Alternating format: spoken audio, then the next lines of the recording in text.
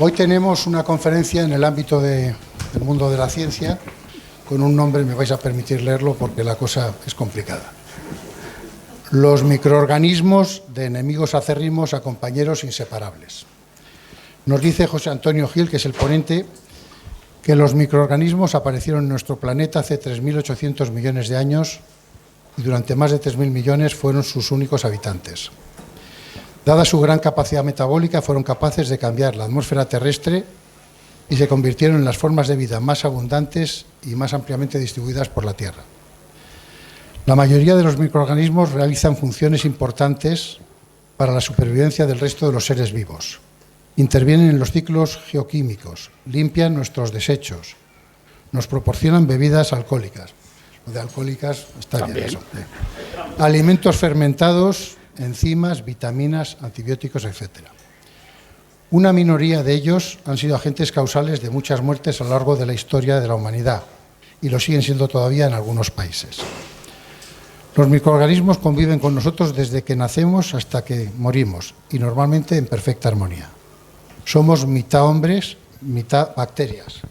Una alteración de esas reacciones provoca enfermedades importantes en el hombre. Y tenemos el privilegio de contar como ponente a José Antonio Gil. José Antonio Gil es licenciado y doctor en Ciencias Biológicas por la Universidad de Salamanca. Ha tenido una amplia carrera en la universidad, donde en la última temporada ha sido catedrático de microbiología en la Universidad de León, secretario y decano de la Facultad de Biología y director del Instituto de Biología Molecular, Genómica y Proteómica. Esto lo explicas luego, porque no lo entiendo. Ha dirigido 17 tesis doctorales, ha intervenido en más de 20 proyectos de investigación. Tiene muchos años de quinquenios de investigación y docencia, y aparte de eso es un buen amigo y medio familia, o sea que tenemos de todo. Con lo cual os dejo con José Antonio, que luego os contará también un proyecto muy interesante en el que está trabajando, que es trabajar con chavales de institutos en el tema de su área de investigación. Muchas gracias.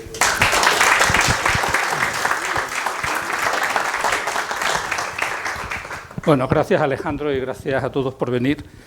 Voy a intentar ser lo más o lo menos académico posible para llegar a una serie de personas que me imagino que tienen unos backgrounds diferentes, y entonces solo en la primera parte voy a dar un concepto de los seres vivos y luego ya me meteré con el resto. Bueno, como ha dicho Alejandro, en los últimos años he estado en la Universidad de León y ahora estamos implicados en un proyecto que se llama Micromundo. Micromundo es un proyecto internacional que lo que hace es a los chavales de tercero y cuarto de la ESO los ponemos a buscar bacterias en la naturaleza para buscar nuevos antibióticos. El buscar nuevos antibióticos ya veréis por qué, porque hay una gran cantidad de resistencias a antibióticos y posiblemente algunos vamos a morir de una infección por antibióticos, por bacterias frente a la cual no hay ningún antibiótico. Y eso es lo que hacemos, lo que hacemos en los institutos de la mayor parte de las universidades o cercanos a las universidades de España. Y el otro proyecto es el proyecto Micromundo. El otro proyecto es IMILI. IMILI es transferir todos los conocimientos de microbiología a la sociedad en general, no solo a institutos, no solo en universidades, sino también al público en general. Entonces, esta charla pues, se enmarca dentro de este proyecto. Difusión de la microbiología para que no vuelva a pasar lo que pasó en la pandemia anterior. En la pandemia anterior pasó lo que pasó porque la sociedad no era consciente o había olvidado que hubo una pandemia en 1918 y cómo se cortó esa pandemia. Entonces, bueno, esa es una de las ideas de IMILI. Esto también es un proyecto internacional, intervienen gente de todos los países y, bueno, aquí en España hay un grupo de la Sociedad Española de Microbiología en la cual yo estoy y trabajamos en esto. Bueno, como decía, voy a intentar definir qué entendemos por microorganismos, que es lo que vamos a hablar a lo largo de esta hora y poco. Los microorganismos son seres microscópicos unicelulares que tienen una célula o pluricelulares, pero que carecen de diferenciación en tejidos. Nosotros hay microorganismos que son casi visibles a simple vista, pero no tienen diferenciación en tejidos. Nosotros tenemos diferentes tejidos en el cuerpo, las plantas tienen diferentes tejidos, los microorganismos es un solo tipo de células, sin diferenciar. Y dentro de los microorganismos hay microorganismos que son células y hay dos grandes tipos de células. Las células eucariotas, que tienen núcleo, lo mismo que nosotros, nuestras células tienen un núcleo, y esos microorganismos eucariotas son las algas, hongos y protozoos. Algas, hongos y protozoos entran dentro del campo de estudio no solo de la microbiología, sino que las algas y los hongos se estudian también en botánica y los protozoos, algunos se estudian en zoología.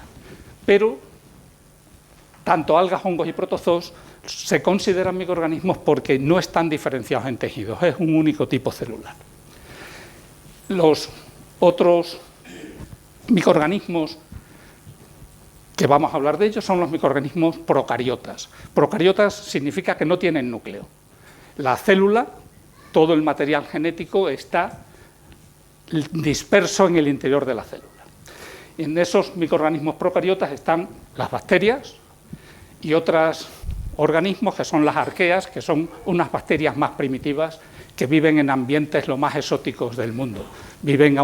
Pueden vivir en fuentes termales a 100 y pico grados o pueden crecer en las salinas a una concentración altísima de cloruro sódico. Y luego están los otros microorganismos que no tienen organización celular, que no son células. Y ahí están los virus, los viroides, priones y otra serie de estructuras virusoides, etcétera, etcétera. Bueno, pues esto yo creo que es la parte más ardua de seguir. La célula procariota, como decía, su material genético está disperso en el citoplasma, mientras que las células eucariotas tienen un núcleo y en el interior del núcleo es donde está el material genético. Bueno, pues las células procariotas son infinitamente más pequeñas que las eucariotas. Esto aquí 0,5 micras, esto mediría 4 micras más o menos, y la célula eucariota, pues como veis, es mucho mayor, la escala es diferente. La diferencia es, las células eucariotas tienen núcleo, las células procariotas no tienen núcleo, y parece que las bacterias son las mitocondrias de nuestras células. Es decir, nuestras mitocondrias tienen la misma estructura celular que una bacteria. No voy a entrar mucho en eso, pero vamos a ver cuándo aparecieron los microorganismos. Cuando hemos dicho 3.800, 3.900 millones de años, ¿cómo y cuándo aparecieron? Bueno, pues hace 4.500 millones de años parece que se formó la Tierra. La Tierra en esos momentos era una masa incandescente que estaba sometida a un montón de impactos por meteoritos, por asteroides. En esas condiciones era prácticamente imposible que apareciera la vida. Una temperatura excesiva. Entonces, en esta diapositiva lo que vemos es que hace 4.600 millones de años apareció la Tierra, fue el origen de la Tierra. Se piensa que hace 4.300 millones de años apareció el agua en la superficie terrestre, y hasta que no hubo agua fue imposible que hubiera vida. El agua es esencial para la vida. Bueno, ¿dónde pudo aparecer la vida? La vida pudo aparecer en el fondo del mar, en esas fumarolas que todavía existen, y alrededor de esas fumarolas,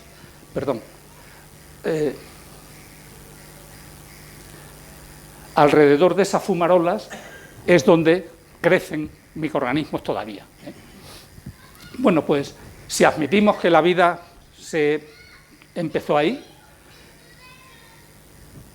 las bacterias, las primeras bacterias que aparecieron aproximadamente hace 4.300 millones de años en esta zona, y esa primera bacteria que apareció, lo llamamos LUCA, el primer ser vivo que hubo sobre la Tierra, y ese LUCA es LUCA, no Lucas. El LUCA es Last Ancestor Universal Cell Universal.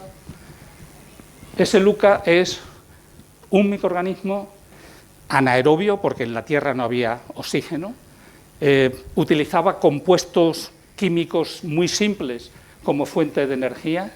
Los compuestos que había en la Tierra primitiva pues eran hidrógeno, anhídrido carbónico, sulfídrico, nitrógeno. Entonces, este ser vivo primitivo tuvo que utilizar esos compuestos para formar la vida, para formar las proteínas, los ácidos nucleicos, glúcidos, etcétera, etcétera. Eso se demostró. Hay un experimento de 1953 en el cual Miller y Urey, metiendo en un recipiente de vidrio amoníaco, metano, vapor de agua, hidrógeno, que eran los compuestos químicos que había en la Tierra primitiva, y dándole unas corrientes eléctricas, eran capaces de conseguir compuestos orgánicos, aminoácidos, y que forman parte de las proteínas, y eran capaces también de producir nucleótidos que se encuentran en nuestro material genético. Ese es un experimento de 1953 y fue un experimento clave para explicar el origen de la vida. Bueno, pues esas primeras bacterias, LUCA fue una de las primeras bacterias, las condiciones eran totalmente anaerobias, pero aparecen, hace aproximadamente 3.500 millones de años, aparecen unas bacterias que hacen fotosíntesis, lo mismo que las plantas, pero es una fotosíntesis en ausencia de oxígeno. Entonces, a partir de ese momento es cuando empieza a aparecer oxígeno en la Tierra. Y el paso definitivo para que empiece a aparecer el oxígeno es la aparición de otras bacterias que son cianobacterias. Son bacterias que realizan fotosíntesis como las plantas. A ver, se ve mejor con esto. Entonces, a partir de aquí, de que aparecen las cianobacterias, empieza la oxigenación de la Tierra, de nuestra atmósfera, y eso nos va a permitir que nosotros pudiéramos aparecer más tarde. Después de las cianobacterias captan el anhídrido carbónico de la atmósfera, el CO2, y liberan oxígeno,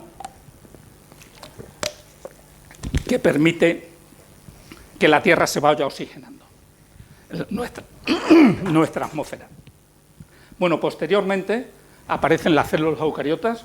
Hace 2.000 millones de años aparecen las células eucariotas, similares a protozoos, algas. Las algas aparecen más tarde, aproximadamente hace 1,5 millones de años, y cuando empiezan a aparecer las algas es cuando las algas son fotosintéticas, realizan fotosíntesis y empieza a crecer la concentración de oxígeno sobre la Tierra hasta llegar a los niveles actuales, que son del 20% de oxígeno. Entonces, en esas condiciones de oxígeno ya permite que surjan invertebrados, plantas vasculares, mamíferos, y en el último momento, prácticamente ayer, aparece el hombre sobre la Tierra.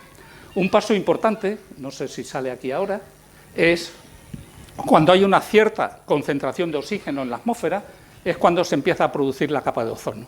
La capa de ozono es la que nos protege de las radiaciones ultravioletas e impide que suframos mutaciones como consecuencia de la radiación solar.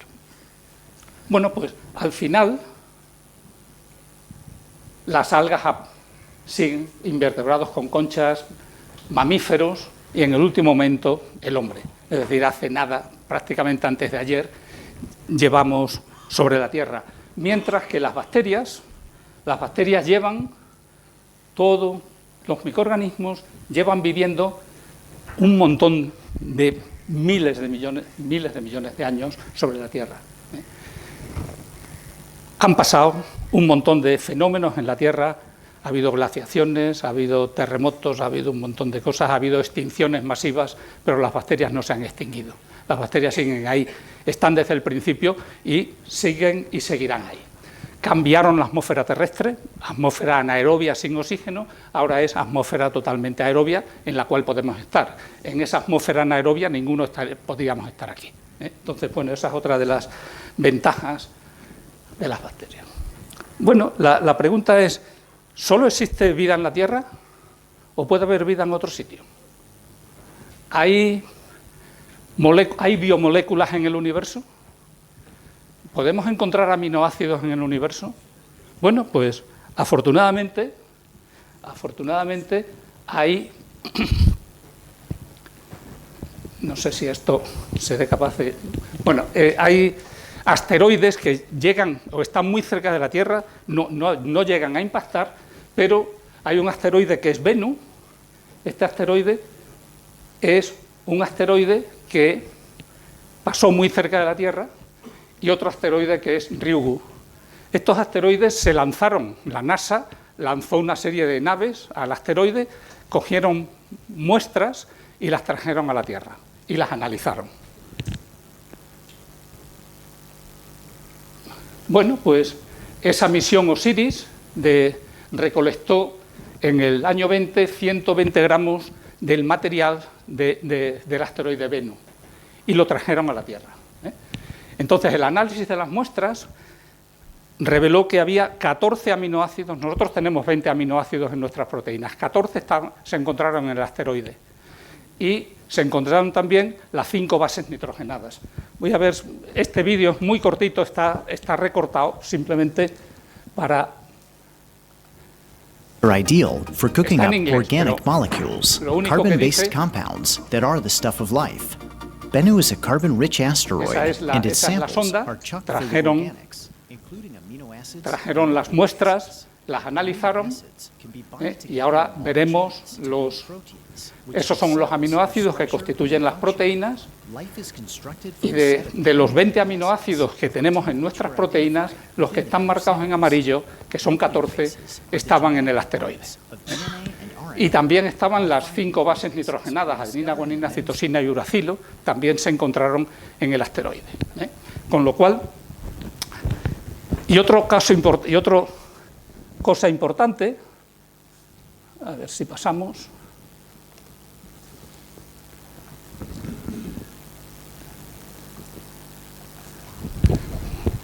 Hay dos en nuestras proteínas, o los aminoácidos son de forma D o de forma L, son la imagen especular uno de otro. Entonces, en la Tierra solo tenemos aminoácidos de la forma L en nuestro organismo, en cualquier proteína, mientras que en el asteroide hay proteínas, aminoácidos de forma D y de forma L. Entonces, lo que no se sabe es por qué en la Tierra, la vida en la Tierra eligió la forma L y no eligió la forma D. Entonces, en el asteroide se encontraron los dos tipos de aminoácidos y nosotros solo utilizamos la forma L de los aminoácidos. ¿Puede haber vida en otros planetas? ¿Hay biomoléculas? Si las biomoléculas que se formaron en la Tierra dieron origen a células y a nosotros, como estamos ahora, ¿por qué no puede haberlo en otro sitio? Bien, ¿cuándo se descubrieron los microorganismos? Los microorganismos fueron los primeros seres que aparecieron sobre la Tierra. Se sabía que producían enfermedades. Se decía, bueno, hay cosas que producen enfermedades, gérmenes, fomites, se llama. Pero la primera persona que descubrió los microorganismos fue un señor en 1676. Se llama Anthony van Leeuwenhoek, que hizo unos microscopios. Él lo hizo, era conserje en un ayuntamiento en Delft. Entonces debería tener mucho tiempo, pulió las lentes, miraba a través de la lente y vio de todo. Vio lo que había en el agua de lluvia, espermatozoides, miraba todo y encontró un montón de cosas y descubrió los microorganismos.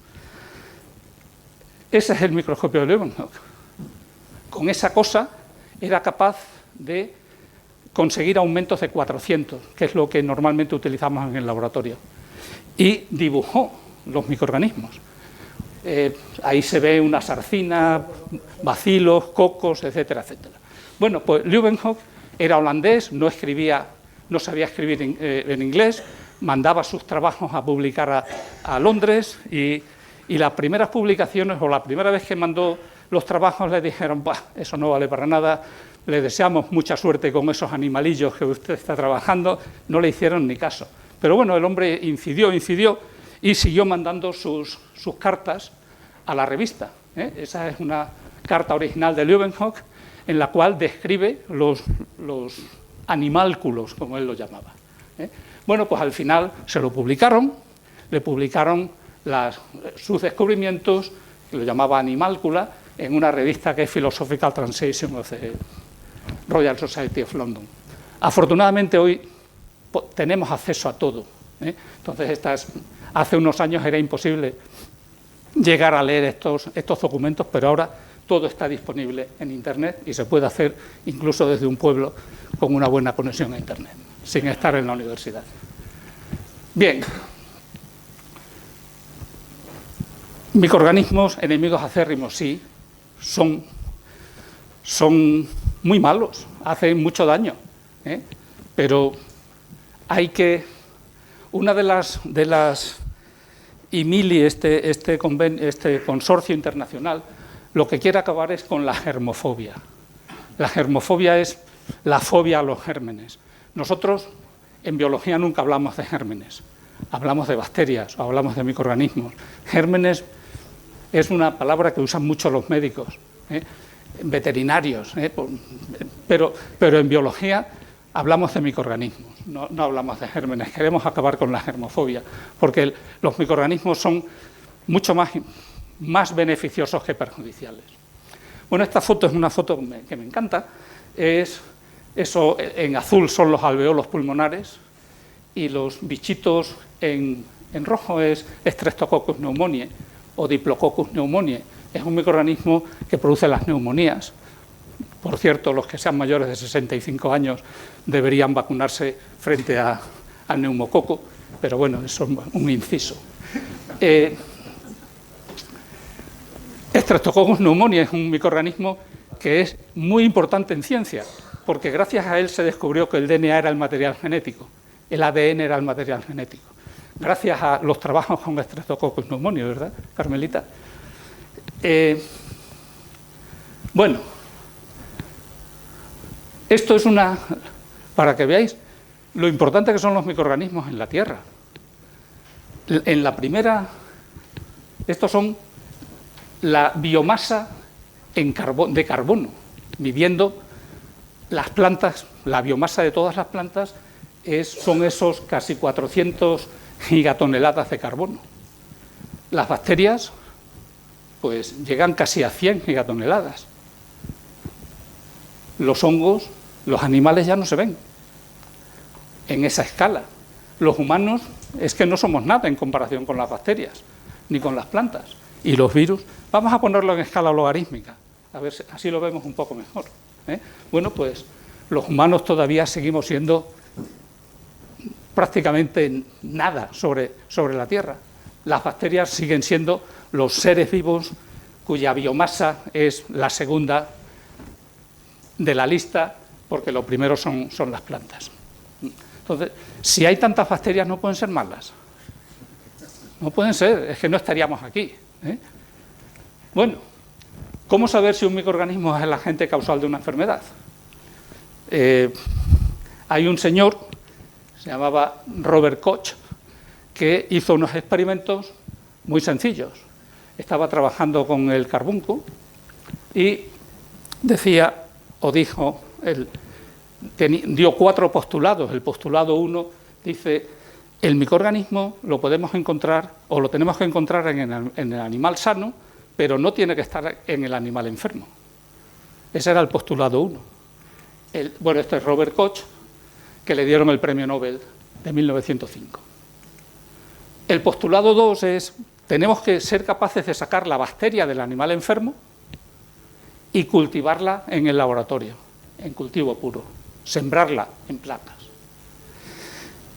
No todas las bacterias se pueden crecer en placa, con lo cual en muchas enfermedades no sabemos el agente causal de la enfermedad. La tercera es: ese microorganismo que hemos aislado en el laboratorio se lo volvemos a inyectar a un animal sano y el animal sano debe contraer la enfermedad. Y la cuarta es: de ese animal tenemos que volver a sacar el microorganismo y tiene que ser idéntico al primero, tiene que ser idéntico a este. Si hacemos esas pruebas, podemos saber si un microorganismo es el agente causal de la enfermedad. Pero no se puede hacer, esto se puede hacer en animales, si te dejan por ahí los animalistas, pero no se puede hacer en el hombre. ¿Se ha hecho en el hombre? Dicen que sí. En los campos de concentración nazi, pues se hacían este tipo de experimentos para ver si una bacteria producía una determinada enfermedad. ¿Se ha hecho recientemente? Sí. Luego lo explico. ¿Se ha hecho recientemente? Sí. Ya sabemos todos que la úlcera de estómago lo produce una bacteria que se llama Helicobacter pylori. Todo el mundo, a mucha gente le han hecho la prueba de Helicobacter, a ver si tiene Helicobacter. Bueno, pues los que descubrieron el Helicobacter, Marshall y Warren, uno de ellos dio un traguito de la bacteria, se cogió la úlcera de estómago y luego se curó con antibióticos como se cura la úlcera de estómago. Ese es el único caso, pero es porque lo hizo consigo mismo. Si lo hace con el becario o con un ayudante de laboratorio, pues seguro que le hubieran metido un palo. Bueno, pues la primera enfermedad que se descubrió que estaba producida por un microorganismo fue el anthrax o carbunco. Lo produce y lo estudió Robert Koch, el de los postulados de Koch, en 1876. Está producida por una bacteria que se llama Bacillus anthracis, que produce el carbunco, y hay carbunco cutáneo de personas que trabajan con animales, o el más grave, que es el carbunco pulmonar, que produce la muerte. Bueno, pues este carbunco se ha intentado utilizar en guerra biológica. Hay una isla enfrente de Escocia, la isla Greenar, es donde está el puntito allá arriba, y en esa isla, durante la Segunda Guerra Mundial, dispersaron el microorganismo sobre la isla para ver si se podía utilizar como guerra biológica contra los nazis. Bueno, pues en esa isla es una isla que está prohibido totalmente el paso, porque este microorganismo forma esporas que son muy resistentes y cualquiera que entra ahí se puede comer el carbunco. Bueno, se limpió totalmente en el año 90.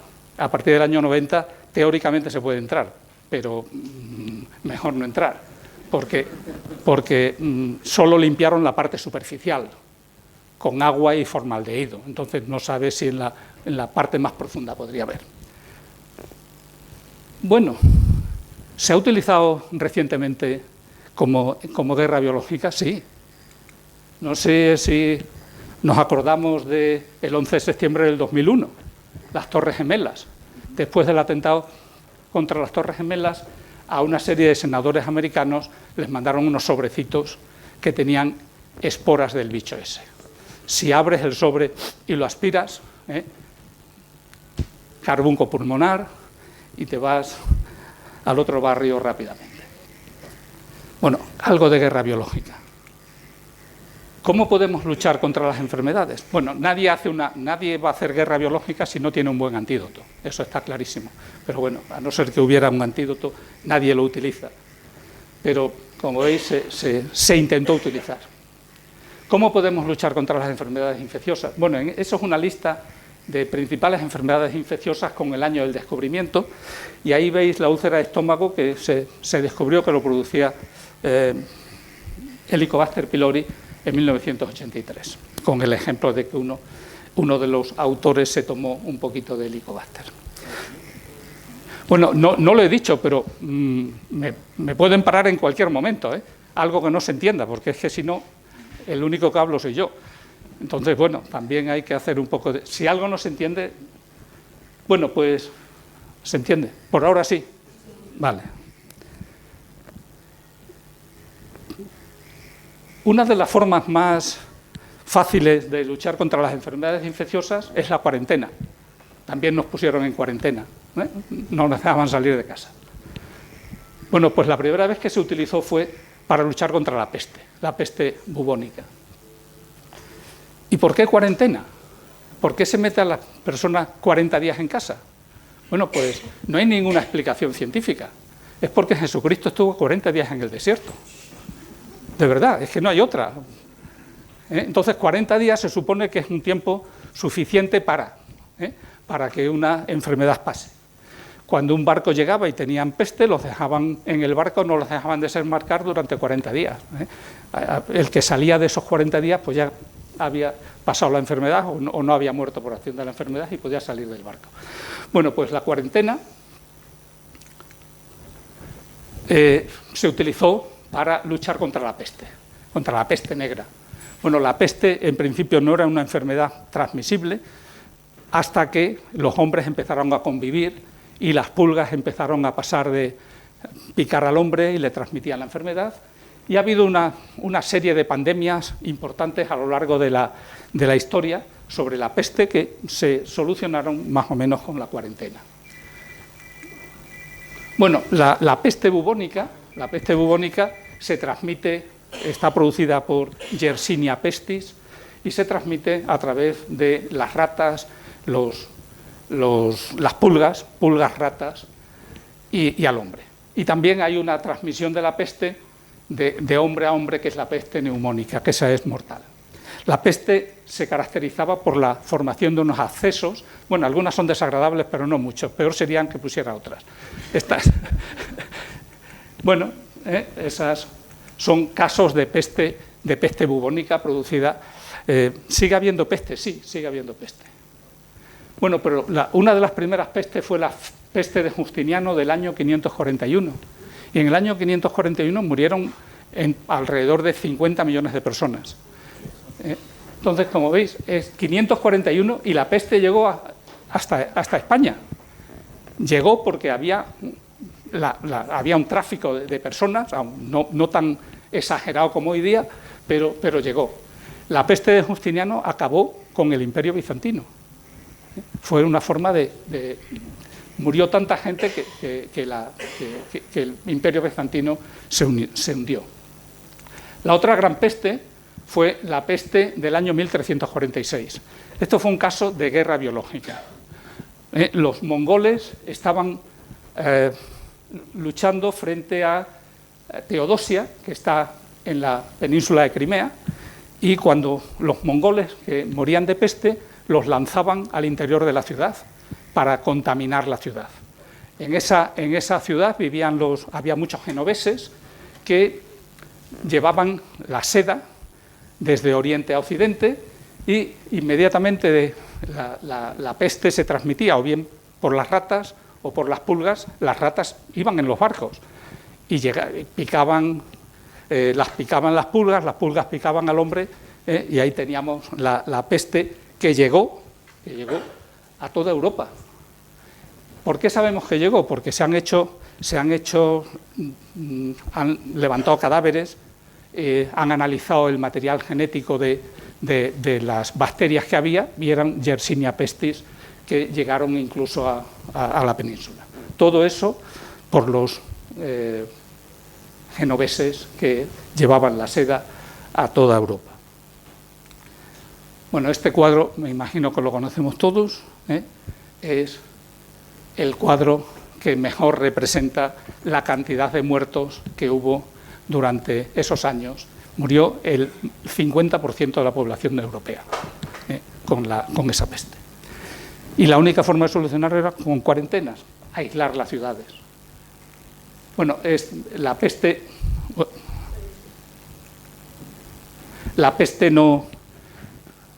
no distinguía a personas, ahí están los reyes y cualquier persona muriendo de peste.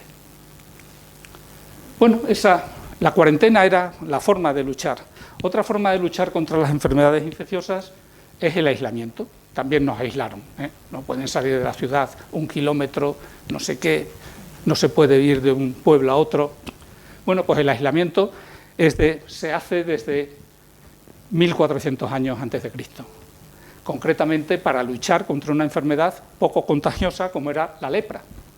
La lepra está producida por ese microorganismo, se llama Mycobacterium leprae, Y en el Levítico, estamos hablando de 1400 años antes de Cristo, el Señor le dijo, si una persona tiene una inflamación, que vaya al sacerdote, lo examinará, y si el pelo se ha vuelto blanco, es un caso de lepra. ¿Y qué hacemos con los leprosos? Bueno, primero lo declaraban impuro, porque una enfermedad es que la persona no era pura. ¿Y qué hacemos con los leprosos? Pues el enfermo de lepra andará harapiento y despeinado y gritando impuro, impuro, y bueno, y así hasta que moría en las leproserías. Sigue habiendo casos de lepra. Tenía por ahí algún dato, voy a ver si no me acuerdo de los números, pero hay algún dato de lepra.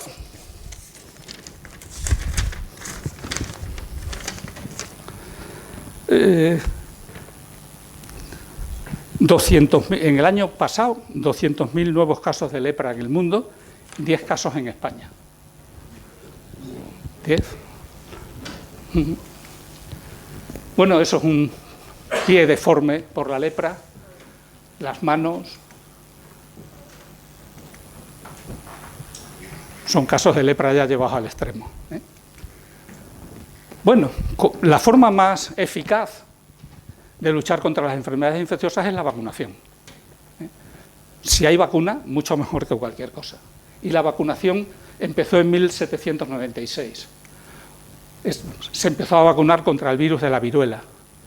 Y la viruela existía de siempre. Esta es una momia de Ramsés de 1000 años antes de Cristo, y esta persona tiene toda la sintomatología de la viruela. Jenner, en 1796, empezó a vacunar con la viruela de vaca, y acabó. La viruela es la única enfermedad que ha sido totalmente erradicada gracias a la vacunación. A Jenner le dieron el premio Nobel en 1908, pero siempre hay movimientos antivacunas. Hay movimientos antivacunas, incluso en esa época. La gente que pensaba que una caricatura en la cual al que le vacunaban con la viruela le iban a salir vacas en los brazos. Eran movimientos antivacunas. No se vacunen, que le van a salir tal. No sé, bueno, afortunadamente yo creo que aquí todos, menos el niño pequeño, estamos vacunados de viruela. Y la viruela no nos va a hacer nada. Pero podría hacer a la gente joven que no está vacunada y no se ha vacunado nunca. Esto viene a cuento de ahora que hablaré. Es importante señalar la expedición filantrópica de la vacuna. Estos Balmis y Salvani, unos médicos, llevaron la vacuna a Sudamérica, a Filipinas y a Norteamérica, con 22 niños. Iban pasando la vacuna de un niño a otro. Esa es la película de 22 ángeles, que es recomendable verla. Y la enfermera era Isabel Zendal, que nos suena a todos, el Zendal. Pues esa es la enfermera de la Real Expedición Filantrópica de la Vacuna. Voy a tirar para nuestra tierra de León. El alcalde de León, en 1804, mandó vacunar a toda la gente. Y como no le hacían mucho caso, pues el obispo, bueno, aquí el alcalde de León se llamaba don Orencio Antonio de Santolaria, y mandó vacunar a toda la gente de León, pero también se apoyó en el obispo. Y el obispo de León, don Pedro Luis Blasquez, mandó vacunar a todos los niños y decía: exhorten a los padres de familia que presenten a sus hijos a dicha operación, venciendo, ¿verdad?, que cuando no crean ser un seguro preservativo que liberte de la muerte a sus tiernos hijos, deberán a lo menos creer que ningún daño puede hacerles y que tal vez su imprudente resistencia sean sus homicidas. El señor obispo de León en 1805. Bueno, eso son para la ventaja de la vacunación. Un niño vacunado y un niño son dos gemelos, a uno lo vacunaron y a otro no lo vacunaron contra la viruela. Bueno, la viruela, aquí están vacunando en Barcelona con el pus de una vaca a los niños. una niña infectada con viruela, y el último caso de viruela tuvo lugar en Somalia en 1977. Ya no hay más viruela, ha desaparecido. Pero no ha desaparecido el microorganismo, el virus no ha desaparecido. La Organización Mundial de la Salud no descarta que pueda ser usado como arma biológica. Se puede usar, es que ahora nos cargamos a toda la juventud que no está vacunada. Y se han encontrado viales de viruela en laboratorios en Estados Unidos y en Rusia. Y para cubrirnos las espaldas, nos acordamos, ahora estamos en la guerra de Irak, ¿no? Nos acordamos que hubo otra guerra en Irak, aquella guerra famosa. Pues el gobierno compró 2 millones de vacunas para por sí. Estados Unidos sostiene que Irak tiene medios para contagiar la enfermedad de la viruela. Entonces el gobierno compró 2 millones de vacunas, no hizo falta utilizarlas, pero estaban ahí. Bueno, pues eso es la vacunación. ¿Cómo vamos de tiempo? Es que no sé. ¿Vamos bien? Uy, muy tarde. Quimioterapia. La quimioterapia fue el uso de compuestos químicos para matar a microorganismos productores de enfermedades. La quimioterapia empezó en 1908 para tratar una enfermedad muy conocida de todos, que es la sífilis. La sífilis sigue siendo un problema enorme en la sociedad actual. El señor que utilizó la quimioterapia fue Paul Ehrlich, que le dieron el premio Nobel en 1908. ¿Y qué era la quimioterapia? Pues, bueno, hay una película también, se llama La bala mágica. La quimioterapia es una bala mágica porque son compuestos químicos que matan a bacterias. Eso se llamó la toxicidad selectiva. Mata a las bacterias, pero no nos mata a nosotros. Bueno, no nos hace mucho daño. Bueno, pues estos son los casos de sífilis. Se tratan con un compuesto que se llama salvarsan, arsénico que salva. Y son compuestos que llevan arsénico. Son unos compuestos que hay unas estructuras raras de arsénico que combatían la sífilis, aunque tenían bastantes efectos secundarios. Bueno, se anunciaban en los periódicos. El salvarsan era el compuesto 606 y se vendía en la calle Fuencarral para que la gente lo tomase. O sea, allí lo vendían. Y para la clínica de enfermedades secretas.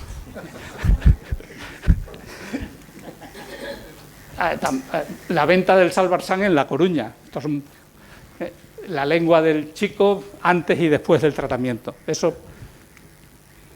Bueno, un señor, luego veremos el nombre, estuvo trabajando con Ehrlich y se volvió a la patria portador del polvo amarillo. Se hubiera hecho millonario si lo hubiera vendido, con lo que traía. Y ese señor, también conocido, es don Gregorio Marañón. Estuvo trabajando con él y se trajo salvarsan para curar, pero no lo vendió, lo podía haber vendido. Tenía muchos efectos colaterales. Moría 1 de cada 200 pacientes, pero bueno, había otra serie de efectos laterales. Pero Ehrlich decía, no hay quimioterapia sin efectos secundarios. Todos los antibióticos, todos los compuestos que utilizamos tienen efectos secundarios y si no, solo basta leer los prospectos de los medicamentos. Mejor no leerlos porque si no se va a morir uno. Bueno, pues todos tenían efectos secundarios. La sífilis era el mal español, todo el mundo se echaba la culpa. El tratamiento era horrible y esto era un anuncio, 1 minuto con Venus, la diosa del amor, 1 año con Mercurio, porque el mercurio también se utilizaba para curar la sífilis. El mejor preservativo de la sífilis es el preservativo, la mejor forma de evitar. Y ese preservativo lo hizo un señor también muy conocido de todos, que es Gabriel Falopio, el famoso de las trompas de Falopio. Entonces hizo ese preservativo que era el que se utilizaba. Y hay una frase que el otro día la leí y me hizo muchas gracias, la tengo para una charla que voy a dar a los alumnos sobre sífilis, que decía, un hombre noble sin sífilis o no es demasiado noble o no es demasiado hombre. Erasmo de Rotterdam. El Erasmus, el Erasmus.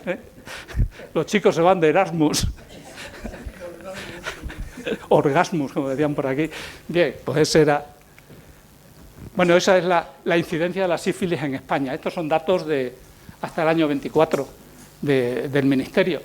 Y solo hay una bajada ahí, pero es porque nos estuvieron encerrados en casa, que es la bajada del coronavirus. Se ve, por lo demás, una curva ascendente. Bueno, esto en sífilis, en gonorrea, en todas las enfermedades de transmisión sexual, pegó una bajada no muy grande, porque yo pensé que iba a bajar mucho más. Pero bueno. Bien, el otro, de esto voy a hablar menos, de los antibióticos, porque los antibióticos, bueno, está aquí Carmelita que sabe mucho de antibióticos. Los antibióticos se descubrieron en 1929, eran las nuevas balas mágicas, mucho más específicas que la quimioterapia. Y como saben, Fleming fue el descubridor de la penicilina. En todas las ciudades de España creo que hay una calle Dr. Fleming, o sea, es impresionante, es una figura reconocida, no voy a hablar de él, pero esas son las nuevas balas mágicas. Solo voy a hacer énfasis en dos antibióticos, uno la penicilina, que lo descubrió Fleming y se trabajó mucho en León, en antibióticos de León, era y en CEPA, la compañía española de penicilina. Y el otro antibiótico, que es el que se utiliza muchísimo y se sigue utilizando, que es la fosfomicina, que es el que se utiliza para las infecciones urinarias, de una dosis, el monurol, y de una única dosis. Bueno, pues la fosfomicina es el único antibiótico español, descubierto por Sagrario Mochales, que trabajaba en CEPA, la compañía española de penicilina. El único antibiótico español. Bueno, ¿qué son los antibióticos? Pues son compuestos químicos producidos por microorganismos, tienen estructuras muy complejas, se producen como familias e inhiben el crecimiento de los microorganismos a muy bajas concentraciones. Entonces, los antibióticos son las nuevas balas mágicas que actúan frente a las células procariotas, que son las bacterias, pero no frente a nosotros. La penicilina actúa sobre la pared celular de las bacterias. Nosotros, como no tenemos pared celular, la penicilina no nos hace nada, no nos mata nuestras células. Bueno, en los años 60-70 había tal cantidad de antibióticos que a alguien se le ocurrió decir lo siguiente: es tiempo de cerrar el libro de las enfermedades infecciosas. Hemos ganado la guerra contra las infecciones y ahora hay que dirigir los recursos para tratar enfermedades cardiovasculares y el cáncer. Eso lo dijo se dice que lo dijo este señor que aparece aquí, que es Stewart, que era como el ministro de Sanidad en Estados Unidos, el que sabía de sanidad. Bueno, se columpió totalmente, se columpió. Porque cualquier antibiótico que se pone en el mercado, a los pocos años aparecen resistencias. O sea, es cualquiera. Salvarsan aparecieron resistencias, sulfamidas aparecen resistencias, todo. 3, 4 años, 5. Es decir, hay que utilizar nuevas estrategias, hay que buscar nuevos antibióticos, porque los que tenemos no funcionan. Y la forma de que no funcionan es que hay una gran cantidad de bacterias que son multiresistentes a antibióticos, y algunos, pues a lo mejor nos toca sufrir alguna de esas. Son las bacterias que se llaman bacterias escape. Escherichia, Staphylococcus, Klebsiella, bla, bla, bla. Estas producirán la muerte de 50 millones de personas en el año... No, 10 millones de personas en el año 2050. Es una muerte cada 3 segundos aproximadamente, de microorganismos, producida por microorganismos resistentes a antibióticos. Bueno, esto es una placa de un microorganismo, en el fondo, aislado hace una serie de 10 o 15 años, no recuerdo exactamente el dato, que era sensible a todos los antibióticos. En cada puntito de esos hay un antibiótico distinto, y cuanto más grande es el agujero que sale, mayor es la eficacia del antibiótico. Esa misma bacteria aislada ahora, hay solo un par de antibióticos que pueden tratar a esa infección, y además con muy poca eficiencia. Es decir, las bacterias se han hecho resistentes. Se han hecho resistentes porque llevan aquí toda la vida, y unos recién llegados no podemos eliminar a las bacterias, están ahí. Y las bacterias, como dice el Plan Nacional de Resistencia a Antibióticos, no vale para todo. Perdón, los antibióticos no valen para todo. A nadie se le ocurre cepillarse los dientes con esto. Nadie debe tomar antibióticos sin prescripción médica, nadie debe tomar antibióticos para la gripe, a no ser que se produzcan infecciones posteriores. Bueno, voy a poner este audio, a que nos caemos aquí. No pasa nada, si ya sé dónde está. Yo creo que la sociedad no es consciente de ello, de que hay no sé qué fecha tope hay, 2050, no sé exactamente cuándo es, pero que se sabe que va a haber bacterias que van a ser resistentes a todos los antibióticos. Entonces ahí supongo que vosotros sois un poco la luz al final del túnel de 2050. Los ordenadores, las máquinas han acelerado dramáticamente nuestra capacidad de descubrir nuevos antibióticos que tienen relevancia preclínica. Sí, como comentas, pues para 2050 la proyección es que 10 millones de personas van a morir al año en el mundo como consecuencia de las superbacterias, que son bacterias intratables, con antibióticos convencionales que tenemos hoy en día en las farmacias, en los hospitales. Esto se corresponde con una muerte cada 3 segundos. Bueno, no es por meter miedo.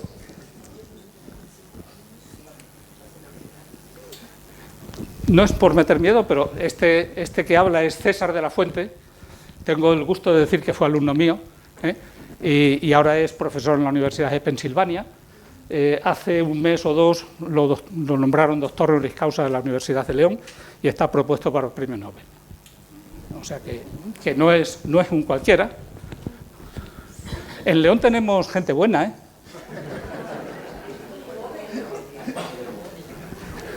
Bueno, también conocéis, seguro que a la astronauta, a Sara. Sara es alumna nuestra, de biotecnología también. O sea, bueno, ya por lo menos tenemos gente importante que ha salido de por ahí. Y la ventaja es que son alumnos, con lo cual, mejor que mejor. ¿Qué hacemos ahora? Bueno, pues tenemos que volver al pasado. Y el pasado es la fagoterapia. La fagoterapia es el uso de fagos, de virus, que matan a bacterias. Es tomarnos un traguito de virus que va a matar a la bacteria que nos está produciendo una infección. Y son absolutamente específicos. La fagoterapia se empezó a utilizar en 1917 y se dejó de utilizar porque los antibióticos parecían la panacea universal. Pero en Georgia y en algunos países del telón de acero, el antiguo telón de acero, se siguió utilizando la fagoterapia. Bueno, perdón. Bueno, la fagoterapia, los fagos son unos virus que infectan bacterias, específicamente encuentran la bacteria que tienen que matar, el virus inyecta su material genético dentro de la bacteria, se replica, es que va muy lento, se replica en el interior, se forman muchos virus en el interior de la bacteria, salen, a ver si tienen ganas de salir. Bueno, ahora claro, es que lleva su tiempo la replicación, lleva su tiempo, es que no he conseguido hacerlo más rápido. Bueno, entonces, en el interior de la bacteria se forman los virus, ahora teóricamente producen unas proteínas para lisar la pared celular de la bacteria, salen fuera, vamos, se lisa la bacteria, salen fuera, y eso es un efecto multiplicador, de tal forma que esos virus que han salido buscan otras bacterias y se las van cargando. ¿Dónde se hace esto? ¿O para qué infecciones se hace? Pues se hace para infecciones hospitalarias intratables, para Cinetobacter, que es uno de los bacterias de la escape, y para Staphylococcus, que vive sobre la piel pero produce infecciones. Entonces, para la fagoterapia sirve para eso. Si alguien tiene algún problema, pues hay un instituto en Georgia, el Instituto Eliava, que hacen el tratamiento para un montón de enfermedades producidas por bacterias frente a las cuales no hay tratamiento. El tratamiento de verdad que no es caro, yo no estoy haciendo propaganda, pero si uno va allí son 6.000 euros y si se lo hacen en España son 3.000. Pero ante una infección es bueno saber dónde uno tiene que recurrir. O este centro, que es pionero, lleva toda la vida en eso. Bueno, el éxito de la fagoterapia. La señora de azul es Pilar Domingo Palot, que es una investigadora en Valencia, y la chica de al lado tiene una enfermedad pulmonar. La sometieron a 2 trasplantes de pulmón y volvió a infectarse, y el único tratamiento ya posible era la fagoterapia. Bueno, pues la trataron con fagoterapia, aislaron el fago que mataba específicamente a la bacteria que le estaba produciendo la enfermedad. Hay una red en España que se llama la red Fagoma, que tiene fagos para muchas infecciones, para luchar contra muchas infecciones. Ese es el trabajo publicado, creo que es el año 24, donde se describe el tratamiento de esta chica, y en cuanto se le añaden los fagos que se toman por inhalación, el microorganismo desaparece del pulmón y desaparece la enfermedad. Es decir, que funciona. ¿Podemos hacer algo más? Sí, la fagoterapia es importante, se puede hacer, es muy específica, no produce efectos secundarios por ahora, que se sepa. Y hay otro, este es un poco más desagradable, es el trasplante fecal. ¿Vale? ¿Qué le vamos a hacer? Se hacía en China en el siglo IV a.C., cuando un niño tenía unas diarreas recurrentes, Antonio, unas diarreas recurrentes, lo que le daban era darle la caca de un niño sano, y eso se llamaba la sopa amarilla. El color lo indica todo. Bien, ¿se está haciendo? Sí, se hace. El trasplante fecal se hace. Se hace para tratar una enfermedad que es una enfermedad gastrointestinal producida por Clostridium difficile. Entonces se cogen las heces de un individuo sano y se pasan a un individuo que tiene la infección. Lógicamente hay que buscar el donador, hay que limpiar las heces, hay que sacar las bacterias, se pueden utilizar por vía nasogástrica o cápsulas, pero en España está autorizado. Hay un documento consenso sobre donación, obtención, procedimiento y trasplante de microbiota fecal para tratar la infección por Clostridium difficile. Esas infecciones son intratables salvo que se haga una cosa de estas. Bueno, ya vamos a ir más rápido, porque si no me alargo mucho. Compañeros inseparables, los microorganismos. Ya hemos dicho que ahí veis más o menos el número de bacterias diferentes que hay en el cuerpo humano. En la siguiente diapositiva se ve mejor. En el tracto respiratorio hay bacterias, en la cavidad oral, en el intestino, en la piel, en la vagina, un montón de bacterias. Esas bacterias están con nosotros durante toda la vida, desde que nacemos hasta que morimos. Y cuando morimos, como desaparece nuestro sistema inmune, las bacterias nos comen. Mientras estamos vivos, nuestro sistema inmune nos protege un poco, pero cuando morimos, bueno, aquello es un dulce para ellos, ¿no? Un pastel estupendo. Vale, pues desde que nacemos hasta que morimos. Teóricamente, cuando nacemos, el feto es estéril y nos empezamos a contaminar de bacterias cuando sale uno por el canal del parto o por una cesárea. La flora bacteriana es distinta, la microbiota es distinta, dependiendo de por dónde uno salga. Bueno, ¿cuántas células tenemos nosotros? Las células humanas, nosotros como humanos tenemos unos 30 billones de células, muchas células. ¿Y cuántas bacterias tenemos? 38 billones. Es decir, tenemos más bacterias en el cuerpo humano que... Claro, ¿por qué no lo vemos? Porque todas esas bacterias suponen 0,2, 0,5 kilos de nuestro cuerpo humano, mientras que el resto del cuerpo humano son células eucariotas, que son muy grandes, pero el número de bacterias es mucho mayor. ¿Y cuántos virus tenemos? 1.000 millones de virus. Es que cuando decimos somos bacterias, no, es que somos virus.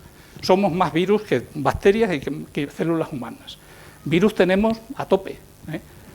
Claro, tampoco son malos, porque si fueran malos no estaríamos aquí. ¿Vale? Entonces, y otra cosa importante, nosotros tenemos unos 23.000 genes en nuestro material genético. Las bacterias que viven con nosotros nos proporcionan más de 3 millones de genes. Es decir, algo están haciendo, no están ahí paradas, no están ahí sin hacer nada. Bueno, esto en cuanto nacemos, aquí vemos cómo nuestras bacterias van desapareciendo. Nosotros cuando nos alimentamos con leche materna, que este es el periodo de leche materna, pues suben unas bacterias que son las bifidobacterias, Lactobacillus bifidus, los yogures con bifidus activos, etcétera, etcétera. Bueno, en cuanto nacemos y dejamos de tomar la leche materna, nuestras bifidus van desapareciendo. Hay otras que empiezan a subir, el resto de bacterias suben, las enterobacterias también caen, pero eso a lo largo de la vida no es... creo que esto es importante para... Volvamos un poquito atrás. Leche materna. ¿Qué es lo importante de la leche materna? Dirán las proteínas, los azúcares, Lo importante de la leche materna para el recién nacido son los oligosacáridos, unos azúcares que hay en la leche materna y no la hay en otro sitio. Y son el alimento de bifidobacterias. Por eso cuando uno toma bifidobacterium por ahí, no sé cuánto puede hacer, porque normalmente no tomamos oligosacáridos de eso. Pero bueno, como lo venden, yo me imagino que a lo mejor es verdad. Bueno, pues esos oligosacáridos de la leche materna lo que hacen es el alimento de las bacterias buenas, de bifidobacterias.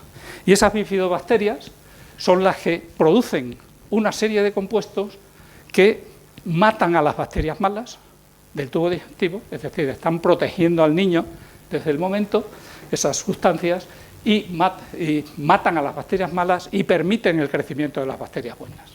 Entonces, la alimentación con leche materna es esencial para hombre, aquí ya no hay muchas madres, pero fueron madres en su momento, pero esa es la mejor forma de desarrollar el sistema inmune de los niños. Yo esto lo cuento para la gente más joven. La leche materna es importante para los bichos que tienen los niños en el tubo digestivo. Y ahí vemos cómo va cambiando nuestra flora bacteriana o nuestro microbioma a lo largo del tiempo. Influyen muchas cosas, muchos parámetros, pero cambia. Y aquí lo importante es que ninguno somos iguales. Cada uno tenemos nuestra microbioma.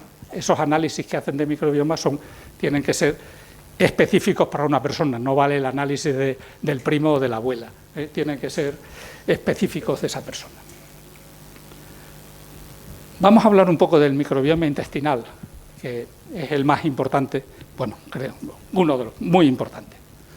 En microbioma intestinal hay alrededor de 60.000 especies de bacterias distintas. Nos olvidamos de los nombres, pero 60.000 especies de bacterias. ¿Qué hace el microbioma intestinal? ¿Qué hacen las bacterias del microbioma intestinal? Degradación de azúcares complejos, azúcares que nosotros no somos capaces de degradar, que pasan directamente al tubo digestivo, al intestino, y ahí las bacterias rompen esos azúcares. Fermentan azúcares, producen, el tubo digestivo es anaerobio, el intestino es anaerobio, y hay bacterias anaerobias que producen fermentación y producen energía y ácidos grasos de cadena corta que son esenciales para nuestro crecimiento. Producen aminoácidos y vitaminas que no tomamos en la dieta, que no sintetizamos y que lo tenemos que tomar. Si no tuviésemos los microorganismos, necesitaríamos una gran cantidad de vitaminas. Favorecen la absorción de minerales, modula y entrena el sistema inmune. El sistema inmune en el estómago, en el intestino, detectamos los compuestos que son perjudiciales y luego no volvemos a tomarlos. Cuando alguien toma algo y le sienta mal, dice, no vuelvo, porque queda ya, es capaz de detectar sustancias que son inofensivas y diferenciarlas de las ofensivas. Hay una cosa que se llama el eje intestino-cerebro. A través del nervio vago, del estómago pasa la información, del intestino pasa la información al cerebro y hay neurotransmisores. Cuando uno está bien, tiene el estómago, el intestino lo tiene un poco fastidiado y si está mal, influye mucho el estado de ánimo. Hay muchas enfermedades, como veremos ahora muy rápidamente, que están relacionadas con el microbioma intestinal. Degradan compuestos tóxicos. Los compuestos tóxicos, si no los degradan en el tubo digestivo, los convierten en inactivos y no nos producen efectos perjudiciales. Si se altera nuestro microbioma, aparecen enfermedades metabólicas, aparecen enfermedades mentales y autoinmunes. Las migrañas, muchas migrañas son debidas a cambios en el microbioma.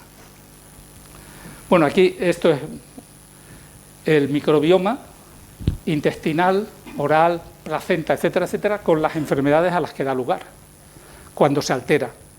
Si vamos a hablar de obesidad, cuando se altera el microbioma intestinal, aparece obesidad, diabetes, cáncer colorectal, una serie de enfermedades que tienen su origen en los cambios en el microbioma. Bueno, estos son mortalidades en los Estados Unidos en el año 2022, comparados enfermedades que están relacionadas con el microbioma frente a otras enfermedades no relacionadas. Por ejemplo, los infartos, hubo 265.000 infartos, pero enfermedades del corazón debido a defectos en el microbioma, pues en 700.000. O enfermedades hepáticas, 54.000, nefritis, diabetes, 100 y pico mil. Todo eso son cambios en el microbioma, cambios en nuestro organismo. Incluso Alzheimer. Alzheimer también es debido a cambios en el microbioma. Bueno, esto es una publicación de hace un par de años, que hay que cambiar un poco la filosofía de la salud y la enfermedad teniendo en cuenta el microbioma del intestinal. Bueno, diabetes. Diabetes es una enfermedad producida por cambios en el microbioma. La obesidad se ha duplicado en los adultos de todo el mundo y se ha cuatriplicado en los adolescentes. 2.500 millones de adultos tenían sobrepeso y casi 1.000 millones eran obesos. 8 de cada 10 personas en el mundo era obeso. Y en el 2024, son los últimos datos que he encontrado, 35 millones de niños menores de 5 años tenían sobrepeso. Estos son candidatos a diabetes, son candidatos a infartos, son candidatos a un montón de enfermedades. Estos son los datos del Ministerio. Canarias, un 20% de la población tiene sobrepeso. En Murcia un 20%. 20% de la población es mucho. Pero lo que más llama la atención, que creo que sale aquí ahora, es en Melilla el 21% de los niños tiene sobrepeso. Esto es impresionante. O sea, son unos datos que habrá que controlar de alguna forma. Por eso el gobierno está diciendo, en los colegios ya no hay que vender chucherías ni hay que vender cosas y van a quitar todo ese tipo de dulces y cosas que venden en los colegios. ¿Cómo se combate la obesidad? Se puede combatir con trasplante fecal. Esto es los experimentos se han hecho en ratones. En humanos hay muchos ensayos clínicos, pero los resultados todavía no son concluyentes. Pero lo que se hace es sacar el microbioma de una rata o de una persona obesa, es una señora obesa, y de su gemela delgada para que sean genéticamente idénticos. Se aísla la microbiota y se añade a dos ratones que están totalmente estériles. Eso en ciencia se llama ratones notobióticos, no tienen bacterias en su tubo digestivo. Y se le dan las bacterias de la señora obesa y de la señora delgada. Con la misma dieta, el ratón que toma, que le ponen el microbioma del obeso, se hace obeso y el ratón el otro sigue delgado. Con la misma dieta, lo único, se ha cambiado el donante de microbioma. ¿Esto se hace en humanos? Sí, se está haciendo. En humanos se está haciendo tomar las heces o el microbioma de una persona sana, no obesa, que tiene una gran diversidad de bacterias en el tubo digestivo, y se lo inyectan o se lo toman a una persona obesa que tiene menos diversidad de bacterias. El problema es la diversidad, mucha diversidad en las personas normales, no obesas, muy poca diversidad en las personas obesas. Y cuando se hace el trasplante de microbioma, parece ser, los resultados no son concluyentes todavía, pero aumenta la diversidad bacteriana y la persona reduce peso significativamente. Es decir, se puede hacer algo. En el microbioma encontramos enzimas que sacan aminoácidos de las proteínas que nosotros no podemos utilizar. No voy a entrar en detalle porque es un poco rollo eso, pero también hay otros enzimas del microbioma, como la glucuronidasa, que es un biomarcador. Cuando lo tenemos muy elevado, puede ser una inflamación producida por bacterias, puede ser un cáncer. Entonces hay unos factores que aumentan esa glucuronidasa y otros que la disminuyen. ¿Cuáles la aumentan? Pues lo que normalmente tenemos que hacer, tenemos que disminuir la glucuronidasa. ¿Cómo la disminuimos? Con una dieta rica en fibra, rica en vegetales, probióticos, etcétera, etcétera. Es decir, una dieta mediterránea es una dieta que nos va a permitir bajar los niveles de esos enzimas que, en caso de que estén altos, van a producir enfermedades. Y esos los producen bacterias de nuestro tubo digestivo. Otro ejemplo más, por si hay deportistas por aquí, es las bacterias que tenemos en el tubo digestivo, concretamente Veillonella, que esta bacteria, cuando hacemos ejercicio, la glucosa se convierte en láctico, que son las agujetas. Pues las bacterias del microbioma convierten en láctico en ácidos grasos de cadena corta que nos dan bastante más energía. Y esto se ha estudiado en personas que corren maratones. La recuperación es mucho mejor si se dan un traguito de Veillonella. Un traguito de la bacteria esa. Es una bacteria que va al tubo digestivo y convierte ese ácido láctico que nos producen las agujetas, lo convierte en ácidos grasos de cadena corta, y eso atletas de élite, eso es un trabajo reciente sobre el tema este. Bueno, de aquí solo voy a hablar de dos cosas. Lovastatina, los conocemos, ¿verdad? Yo creo que aquí, por la edad que tenemos, casi todos tenemos tratamientos con estatinas y cosas de esas, ¿verdad? Las estatinas para el colesterol, para el colesterol. Bueno, las estatinas, lovastatina, por ejemplo, que también fue descubierta por Sagrario Mochales, la que descubrió el fosfomicina. La lovastatina es inactiva, pero se activa cuando las bacterias del tubo del tracto intestinal lo convierten en esos otros compuestos. Y hay otro compuesto por aquí, el sulfa, ¿cómo se llame? Que también tiene que ser degradado para que se active en el intestino. Es decir, las bacterias del tubo digestivo hacen de todo, porque hay muchos genes. Ya sé que la imagen que voy a poner ahora, que ya es de las últimas, la imagen que voy a poner ahora no se va a ver casi nada, ¿verdad que no? Vale. Bueno, pero se ven colores y se ven cosas grises. Aquí se ven cositas grises. Lo gris es que nosotros no tenemos esas vías metabólicas. Esas son las vías metabólicas que tienen todos los seres vivos.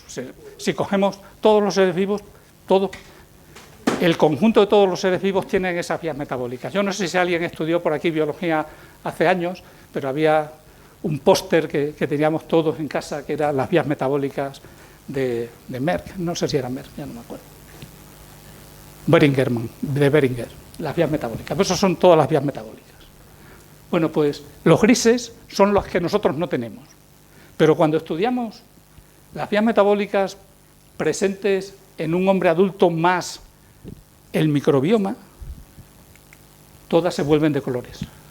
Es decir, salvo fotosíntesis, que no hacen las vías, los microorganismos que tenemos por aquí dentro, lo demás lo hacen todo. Ahora ya no hay grises. Los grises los tenemos nosotros. Pero cuando contamos las bacterias, ya todos son colores. Quedan muy pocos grises. Ahora no veo ninguno, pero allá arriba veo uno. Son muy pocos grises que son la fotosíntesis. ¿Vale? Gracias. Hombre, ¿y por qué no buscamos antibióticos en el microbioma intestinal? ¿Habrá antibióticos en el microbioma intestinal? La respuesta es sí. Es que hay, como están todas las vías metabólicas, pues hay. Entonces hay gente, entre ellos César de la Fuente, que se dedican a buscar en el microbioma intestinal genes que pueden codificar, pueden producir antibióticos. Es lo que se llaman VGCs, y son esa estructura que hay ahí, que no voy a entrar en detalle, pero cuando se analiza el microbioma intestinal y se buscan esos genes, pues en el microbioma de la boca aparecen un montón de VGCs, 1000, en el microbioma de las vías aéreas 31, puede haber 31 productores de antibióticos, en el intestino pues hay casi 600 genes que pueden producir antibióticos y así sucesivamente. ¿Se han encontrado antibióticos? Sí, y aquí en la siguiente diapositiva pues hay una serie de antibióticos. Hay uno que yo se lo decía a la hermana de una chica que hay por aquí, umimicina. La umimicina es un antibiótico descubierto en el microbioma intestinal. Y ahí veis 4, 5 o 6 antibióticos que se han sintetizado a partir de los genes que hay en el microbioma intestinal. Esto se hace todo con biología sintética y unos rollos de esos. Bueno, y ya terminamos. ¿Qué pasaría si no hubiera microorganismos? Bueno, vamos a ver. Yo voy a dar 3 o 4 pinceladas. ¿Cuántos llevamos? 8:22. Me he pasado. ¿Qué pasaría si no hubiera microorganismos? Vamos a ir despacio. Si no hubiese microorganismos, desaparecerían las enfermedades. Qué bien, no habría cólera, ni peste, ni gripe, ni nada. Estupendo. Disminuiría la mortalidad. Pero eso tiene una consecuencia. Aumentaría el número de personas que hay en la Tierra. Si ahora somos muchos, sin pandemias que cortan la población, pues seríamos muchos más. Posiblemente se nos acabarían los recursos. Aumentaría la producción agrícola, porque en la producción agrícola hay muchos hongos que también se cargan la cosecha. Y aumentaría la producción ganadera. ¿Sí? Bien. Entonces, bueno, esos son aspectos positivos, ¿no? Si a alguien se le ocurre algo, lo ponemos. La Tierra estaría llena de cadáveres. La gente se muere. Si no hay bacterias, no hay quien se coma eso. Si no hay hongos, no hay quien degrade la cubierta vegetal que va cayendo todos los años. Imaginad la cantidad de hojas que caen todos los años de los árboles en otoño y luego desaparecen, porque las bacterias y los hongos se lo comen. No funcionarían los ciclos geoquímicos. Ahora decimos, es que la fotosíntesis es muy importante porque las plantas captan el CO2 y liberan oxígeno, pero la mayor parte de la fotosíntesis la hacen bacterias, que no las vemos, pero la mayor parte de la fotosíntesis se hace en las bacterias marinas, mucho más que las plantas. El ciclo del nitrógeno tampoco funcionaría. Las plantas que tienen bacterias fijan nitrógeno. Entonces, la mayor parte de los ciclos no funcionarían. No podríamos respirar. Si no hubiera bacterias, seguiríamos en un anaerobios, no respiraríamos. Las aguas estarían contaminadas. Las bacterias son las que limpian la contaminación. Si no hay bacterias, bueno, los ríos, no sé cómo va ahora el Manzanares y esos ríos de por aquí, que estaban muy contaminados antes, o el Tajo a su paso por Toledo, pero bueno, estaría totalmente contaminado. Si no hubiese microorganismos, no había queso, ni yogures, ni encurtidos, ni embutidos, esas cosas que nos gustan, Claro. No habría bebidas alcohólicas. ¡Qué faena! Yo a los alumnos les decía, ¿qué pasaría con los botellones? Sin botellones. ¿Podríais vivir sin botellones? Vino, cerveza, todo eso son productos del metabolismo microbiano. Vinagre, que no le hacemos mucho caso, pero también. Necesitaríamos muchas vitaminas. Una persona, no se ha hecho en personas, un animal de estos notobióticos que no tienen bacterias en su tubo digestivo, necesitan una gran cantidad de nutrientes y de vitaminas para poder desarrollarse y tener un estado normal. Si no hubiese microorganismos no habría vida, tal como la conocemos ahora. Y ya para terminar, de verdad, que ya es lo último, señoras y señores, los microbios tendrán la última palabra. Y lo vimos con la pandemia. ¿Y quién dijo esto? Louis Pasteur. Louis Pasteur dijo, los microbios tendrán la última palabra. Y eso es todo. Muchas gracias y quedo.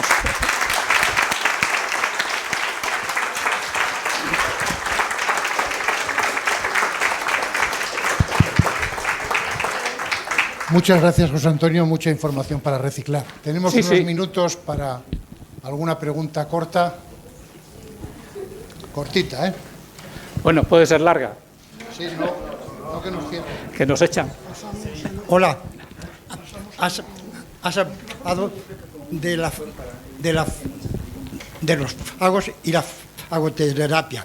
O sea, yo te tengo entendido, bueno, porque, que actualmente en España la fagoterapia no se hace, porque tengo una hija que ha pedido que le hagan unas cosas, porque tiene el estafilococo aureus, que lo está machacando, es una cosa, antes estuvo la doctora Paló, que estuvo investigando y ahora actualmente se ha parado eso. La Agencia Española del Medicamento, o no sé quién, no le ha permitido. ¿Sabes tú algo de eso? No sé nada. No. ¿Por qué? Porque si eso está funcionando, eso funciona, ¿por qué no se funciona ahora? No tengo ni idea por qué no funciona en España, pero en Estados Unidos, en la Universidad de Yale... en los países de la antigua Unión Soviética y que está funcionando. Posiblemente el problema es que no se sabe si esos anticuerpos que se forman frente al fago, que aparecen después de la eliminación de la bacteria, puede tener algún efecto secundario. Esa es la única explicación que yo le veo, porque los fagos son muy específicos y van solo a esa bacteria.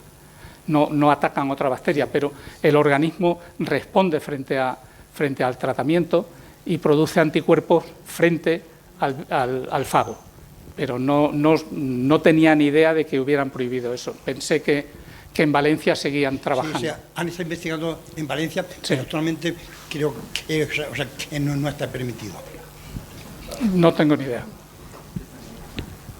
¿Más preguntas?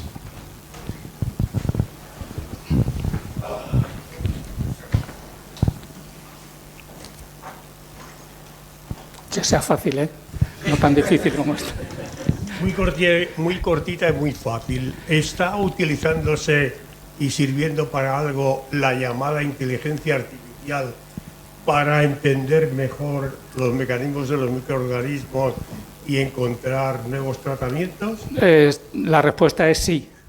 Concretamente, este alumno, César de la Fuente, hace todo con inteligencia artificial.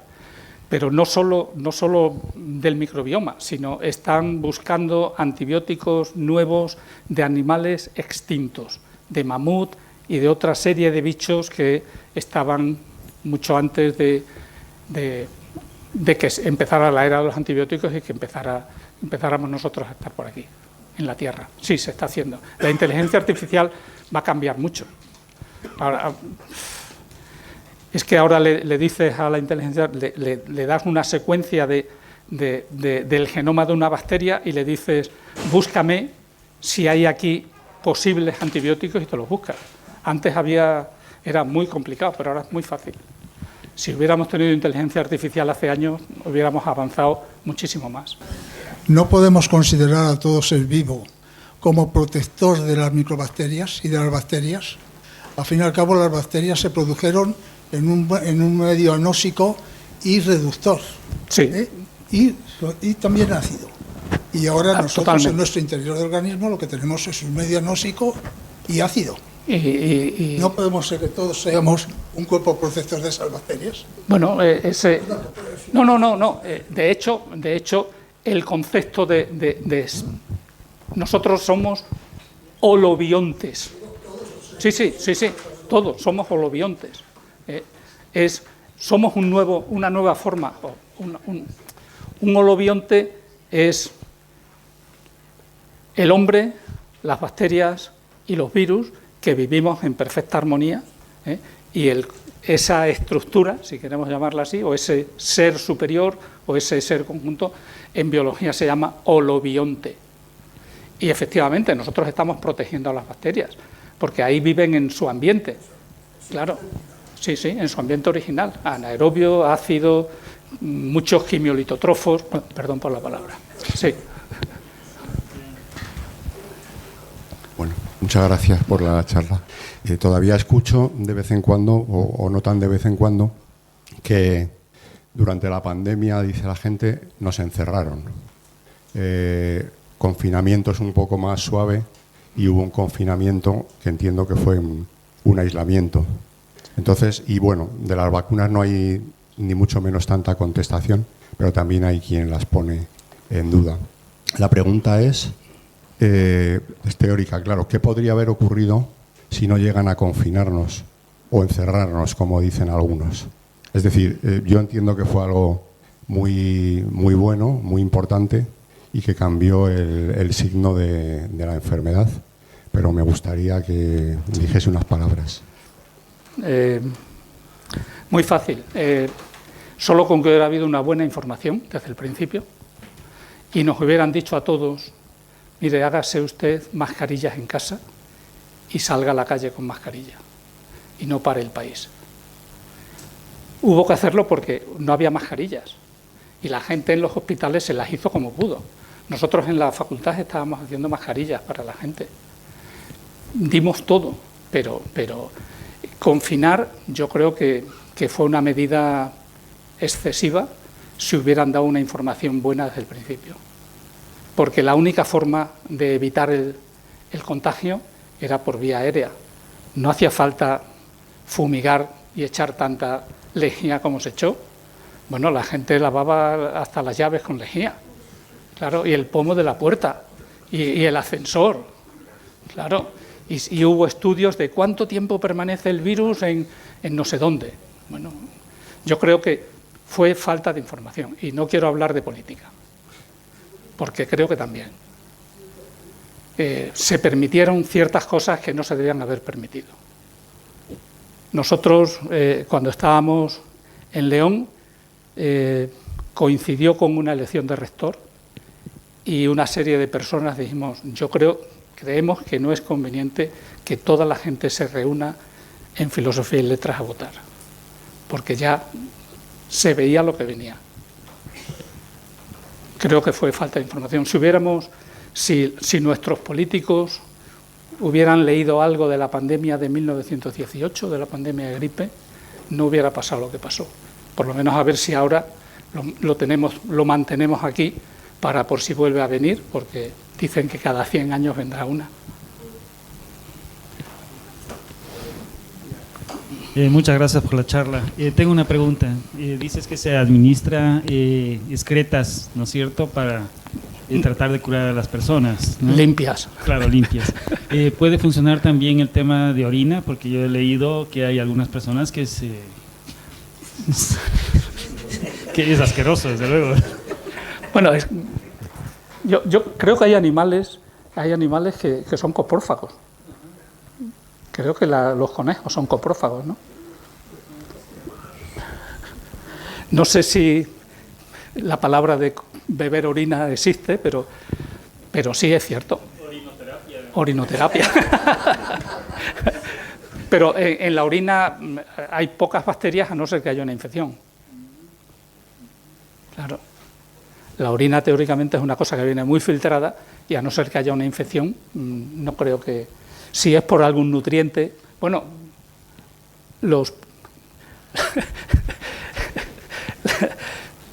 a personas que tenían una infección producida por no sé qué bacterias, purificaron la orina, le dieron un tratamiento con antibióticos, como el antibiótico como penicilina se acabó, volvieron a purificar la penicilina de la orina y se lo volvieron a dar. Eso está perfectamente recogido en la literatura. Purificada la orina, ¿no? Purificada la penicilina.